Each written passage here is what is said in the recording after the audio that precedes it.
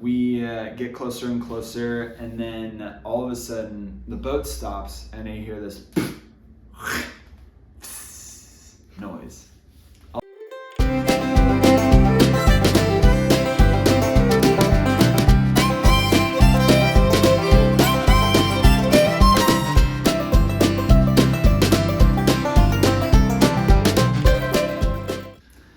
Hey everyone, my name's Garrett. Welcome to Fireside Stories. I am stoked to recall an experience I had once on the Deschutes River in Oregon. Shout out to my Oregon friends.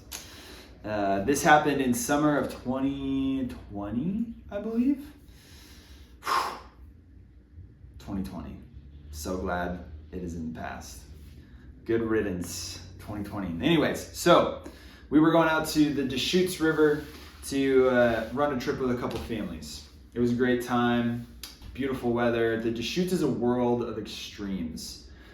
You're on the water and you look out and there is literal heat waves above the surface of the water because it's so hot. And then you're like, oh God. So you jump in the water and all of a sudden you are freezing cold because the water on the Deschutes is ice cold. And so then you're like, I'm freezing, and you get out and then you're like, anyways, so it's quite a time.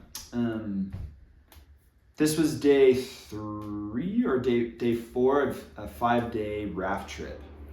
And we were just going along. A lot of times as raft trips develop, you give people a chance to try out some skills for themselves. That's what we do anyway. We want people to learn skills, be empowered, have some ownership over their experience on trips with youth dynamics. And so we were at a pretty good time for people to start doing that. So one of the families, the Hansingers, love you guys. Their mom, Kim, she was in my boat, and then their son, Walter, was in my boat. And I gave them a chance to row the boat. So I'm coaching them. They're doing great. We're on this like flat stretch of water and I'm like pretty comfortable. I try to let people, learn through experience. So some wind comes up and like people get turned around on boats pretty commonly, happens to me. And so Kim's like rowing and that sort of thing. And then she kind of starts to get spun around a bit, so I'm like coaching her along. The wind kind of blows us towards shore, and I'm like, it's okay. And like trying to coach her through it, let her do the rowing and correct and learn from that stuff, She's doing great trying to correct. I look over, we're getting close to shore. I see a couple rocks underneath the surface, but I'm like, we're going pretty dang slow, and I'm not concerned about a little bump on the rocks. So we get closer and closer, and then all of a sudden the boat stops and I hear this noise. I'll let you decide what those noises meant. But in my mind at the time, I knew exactly what happened. And in my mind, I'm like, we just popped something. And so it's pretty shallow. I get out of the boat. I'm standing in the water next to shore. And I can feel and see that the boat is on top of like a rock. So I reach underneath it and my hands can go inside the tubes of the raft, which wasn't super surprising. But 2 hands, that's like 6 to 8 inches right there. And then I start to like go this way to try and feel how big the rip is. And I don't feel the end of the rip. And in that moment I was like, this thing is huge. So I lift it and push it off. Of course, I take back the rowing duties, and our trip leader Ryan's in a boat ahead of us. He's like, everything okay, And I was like, no, I think we popped it. And he was like, all right, there's a camper in the corner. So we go along, and kudos to the company Air. They make 4-chambered boats. So inside the tube of the boat, it's in 4 chambers. So if you pop one, 3/4 of the boat is still good. Great idea, Air, or whoever came up with that idea. So we, row ourselves down, pull over to camp just around the corner. Thank you, Jesus, that camp was there. And that's where we camped for the night, which was not the plan.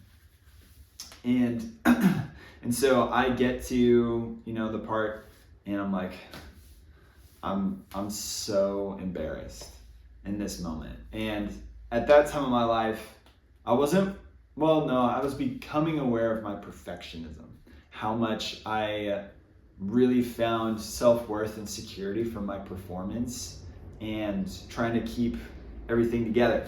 So I'm so embarrassed. I'm like apologizing to Ryan. I'm like, I'm so sorry. Like, it's my bad, like all this stuff. And he was like, hey, we need to unload the boat, flip it over, we'll see what we can do, and we'll patch it. And so I'm like, okay.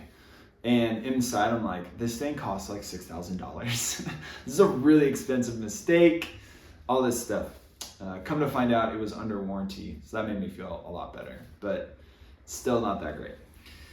So we unload the boat, flip it over, and the tail on this boat was like at least 3 feet long, maybe more. And in the middle, it went in like a perpendicular direction as well, which is a lot harder to patch. Like a rip that goes in 2 directions, multi-dimensional, way more difficult to get a good patch on that than if it's just a single tear. And for reference, any size puncture in a tube is like kind of a big deal. Any leakage at all in the backcountry, bad news. And this was like ruined. There's like no way we're gonna be able to patch this thing, generally speaking. So we get to work. That was the day I learned how to patch a boat. We, unzip it, get your tape out. You do the taping, you use the roller and get all the bubbles out, all that stuff. We sew up the boat, put another layer of tape on, all that stuff. And then we carry on. And, we camped there for that night. And then at that point, we got to the guide team meeting. And I was like, this sucks.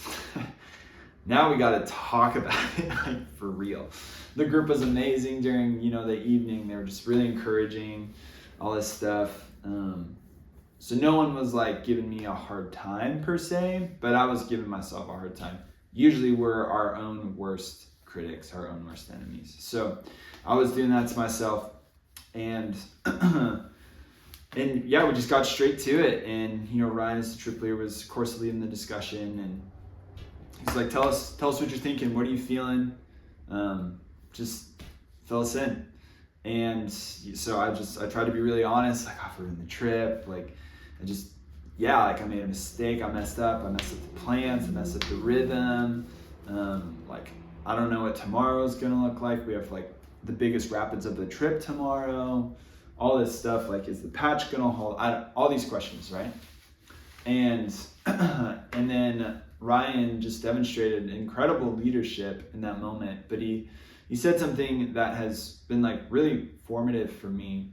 It was profound wisdom in that I remember him just really clearly saying, if you let it, this can make you a much better guide. And everybody makes a mistake. Everybody screws up at some point, right?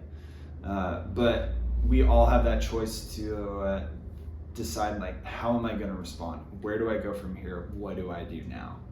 And those moments when we just royally faceplant, they can be some of the most helpful things for us, and they can truly make us better, or we can let them define us and we just crash and burn and potentially even walk away. And so those words really have stuck with me over the years, and that was one of the defining moments of my career as a guide. To finish how the trip actually went on,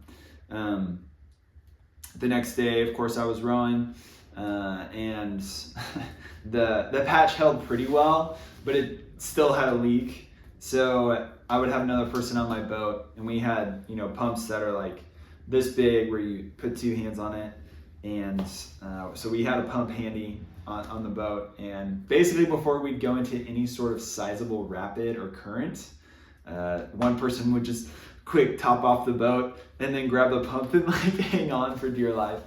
And it was pretty dramatic, but it was also pretty fun in some ways, because it was like, shoot, okay, here we go, pump it, all right, hang on, you know, we're like going to the raft, all that good stuff. So it worked out. I pretty much didn't stop rowing all day because I was like, I don't want to lose momentum, because this thing's, you know, 25% of it is flat, and so that drags more in the water, so I just kept going, and yeah, pretty much was able to keep up, which was nice, but still not ideal. So to this day, yeah, I have yet to see a larger rip than the one I put in that boat on the Deschutes that year. So thanks for joining us for Streamside Stories. Click the link to subscribe and join us for more stories and virtual adventures. This isn't the only way we want to adventure together, though. We also want to invite you to come join us for an adventure and create some stories of your own. To do so, head to www.yd.org to connect with us and our basis to start your journey today. Thanks.